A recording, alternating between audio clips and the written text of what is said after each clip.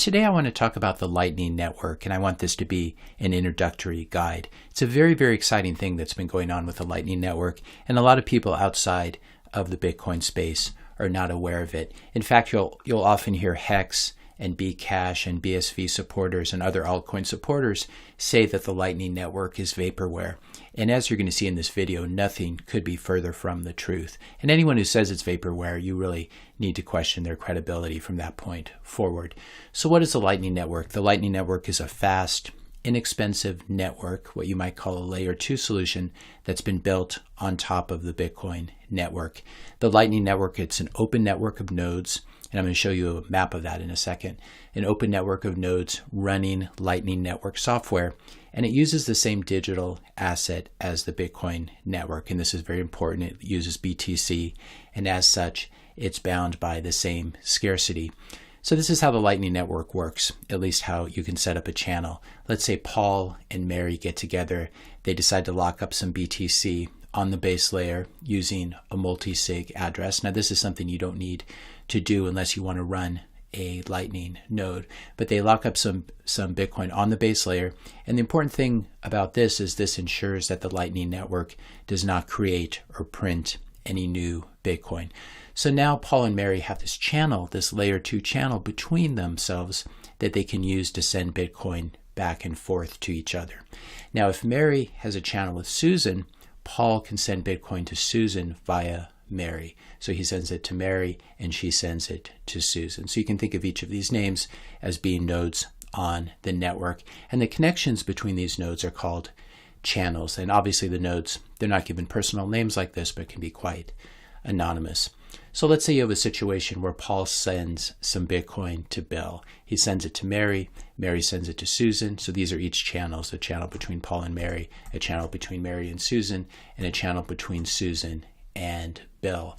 If Mary is connected to Susan and Susan is connected to Bill, then Paul can send Bitcoin through the Lightning Network to Bill. And again, all this routing takes place automatically. You don't need to manually do this if you're running a Lightning node. Now, Mary has no idea, in the case of this transaction, Mary has no idea that the Bitcoin that she received from Paul and sent to Susan is eventually making its way to Bill, unless Bill knows Mary in real life and tells her. So the Lightning Network provides a reasonable degree of privacy as well, though this itself is a deep rabbit hole that I'll have to explore sometime on this channel. The other thing, in addition to being fairly private, the Lightning Network is extremely fast. Usually you get your transactions done in milliseconds, so it's very good for buying a cup of coffee, for example, and it's very cheap. Transaction fees are usually a few pennies at most, and often quite less than a penny. So does this look like vaporware to you? I have to ask you. Here is a global map of the Lightning Network. This is put out by a Lightning Network Explorer that sort of crawls the network and tries to see all the visible nodes. And you can see there are 15,571 nodes and 78,000 channels. In other words, connections between these nodes. There's another version that's put out by 1ML that has similar numbers, 17,000 nodes and 81,000 channels. And the network capacity is how much Bitcoin is locked up in these channels. So currently about 5,120 Bitcoin, which is about just over $100 million worth of Bitcoin. Now this sounds like a very small amount of money, especially for a payment processing network. But as we're going to see, this is the amount of Bitcoin that's locked up in there, and we don't really know how much value is being transacted because the Bitcoin can go back and forth in the channels without anyone knowing what's going on inside of there. If you're finding this video helpful so far, I just ask you to hit that subscribe button, hit the like button, maybe share this video with a few friends as well.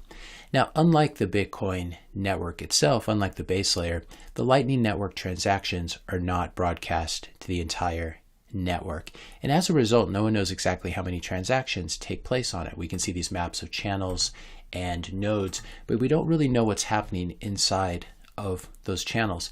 And the other thing to pay attention to is when we see the number of channels here, for example, 81,000 channels, these are only channels that have publicly announced themselves and that are connected to nodes that are connected to the service that's doing the Lightning Network search, which is 1ML. I'm not sure what that stands for.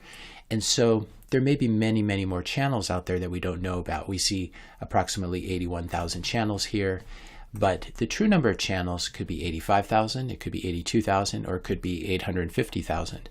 We don't really know. And we also, as I said, we don't know how much value is being transacted on the Lightning Network. We know that about $100 million worth of Bitcoin is tied up there, but we don't know, because the Bitcoin's being sent back and forth between the nodes in these individual channels, we don't know how much value is being transacted in total. So for example, node A and node B, instead of calling them by personal names, we'll just call them node A and node B. These are nodes on the Lightning Network that have a channel between themselves. They could send Bitcoin back and forth between themselves 1 million times a month, and no one would know.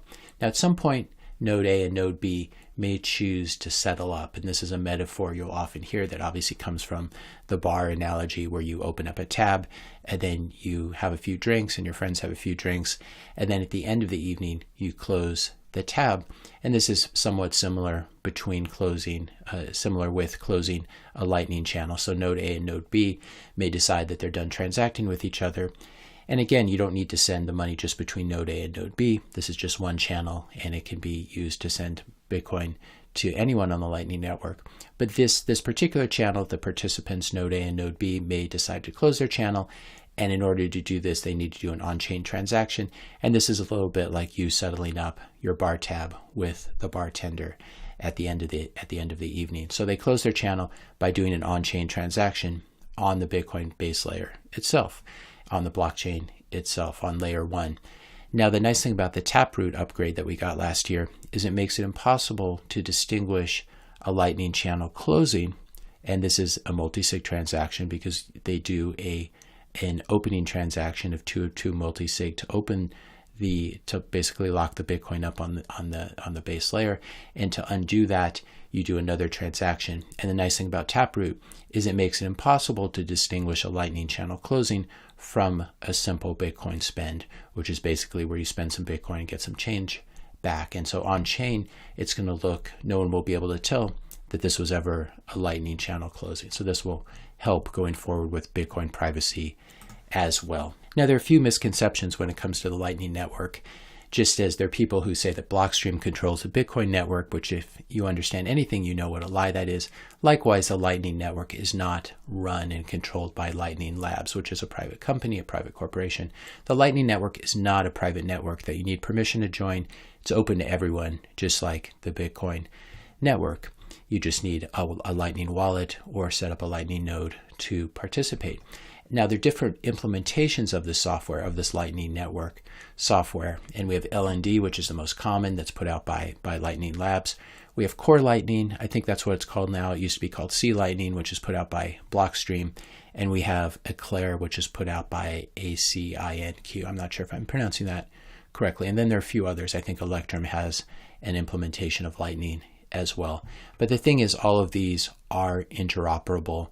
They all follow, all these implementations of the Lightning Network software, they all follow the same general standards, which is called BOLT. I think it's a great name for it, which stands for Basis of Lightning Technology. So these can all talk to each other.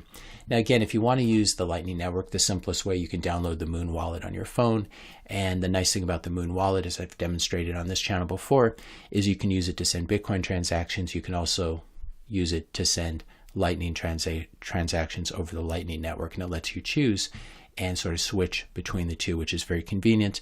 If you use Cash App, it was just announced yesterday that Cash App users can now both send and receive Bitcoin payments over the Lightning Network. So these are two ways that you can personally interact with the Lightning Network without having to set up your own node.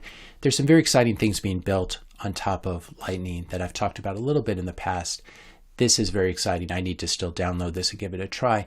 There's this company called Impervious, and they have built a browser that runs on top of Lightning. And I'll link to this below so you can download it and try it out. Basically, it's the world's first Bitcoin Lightning native web browser. And this is very exciting in terms of being censorship resistant, for example.